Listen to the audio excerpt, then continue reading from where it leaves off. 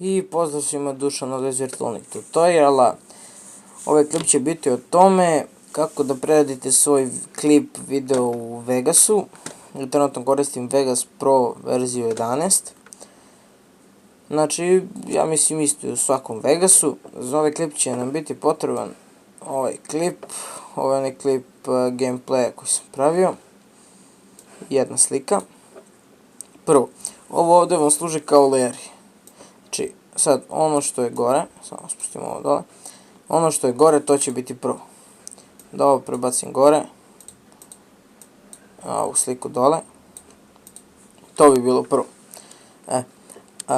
Sada, ako želite, na primjer, da isečete neki deo iz klipa, primjer, pa da smanjim malo ovaj zvuk, tako, ovaj deo, na primjer, evo ću tu, samo nađite taj deo da hoćete, stisnite S, odete do tačke do koje želite, ja, na primjer, dotle, i čekajte, malo nazad, tu negdje, stisnite S. Ako želite da izbrišete, samo stisnite delete i ono se izbriše i samo ih spojite ovako. Samo da vratimo nazad. Tako. Sad, ako želite da ubrzate ovaj deo, vidite ovaj kvadratić koji je ova strelica što pokazuje levo i desno, ovaj levo kvadratić kad je, držite CTRL i samo stisnete i povučete. Maksimalno ubrzanje je 400%. Sad evo da pustimo klip da vidite kako to izgleda. Sad dođe do tog dela, tu se ubrza. To je to. Sad kad bi ga izbrisali, ova dva spojili, samo pustimo klip. I kad dođe do tog dela, on ga samo preskoči i krene ova scena. Sada da vam pokažem, na primjer, ako želite da bude onaj fade in efekt, da se lagano pojavlja slika. Vidite ovaj, eto, ovaj znak što je tu pored ovog kursora, samo povučite koliko želite da on traje. I stisnete. Čekajte ovu sliku da na brzaka pomerimo na vamo. Vidite, stisnete i sad ono se polako pojavljuje. Isto tako i sa zvukom, znači samo ono dotle i zvuk se isto lagano pojavljuje. Sad, na primjer, ako želite da se iz ove slike u ovu lagano pojavljuje, samo ih ovako pomešate, pustite i ono ide lagano iz ove iz ovo. Ako želite da, na primjer, napravite kao ovaj watermark ovo gore što sam ja imao, ovo ovdje, to se radi na sljedeći način. Da ovdje izbrišemo, to ne treba.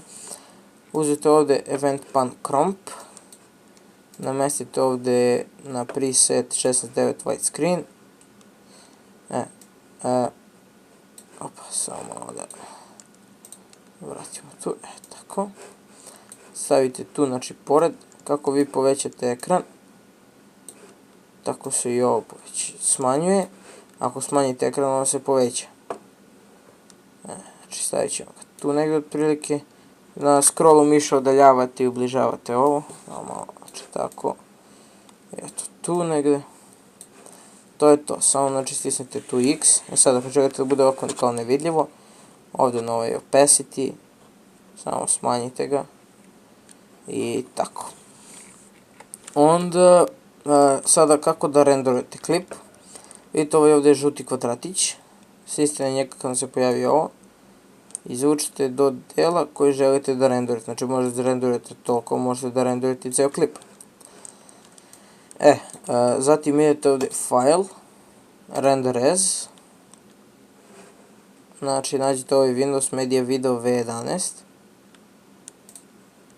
Nađete da otičete 1080p Full HD ili samo HD 720p.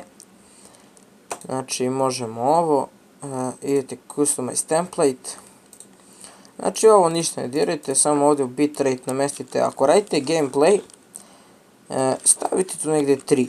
A ako radite desktop 5. Znači najviše idete od 3 do 6 i tu će vam biti ekstra. Znači da klipovi ne bi bili preveliki, ovaj klip moj od 3 minuta i 25 sekunde je bio negdje oko 80 megabita.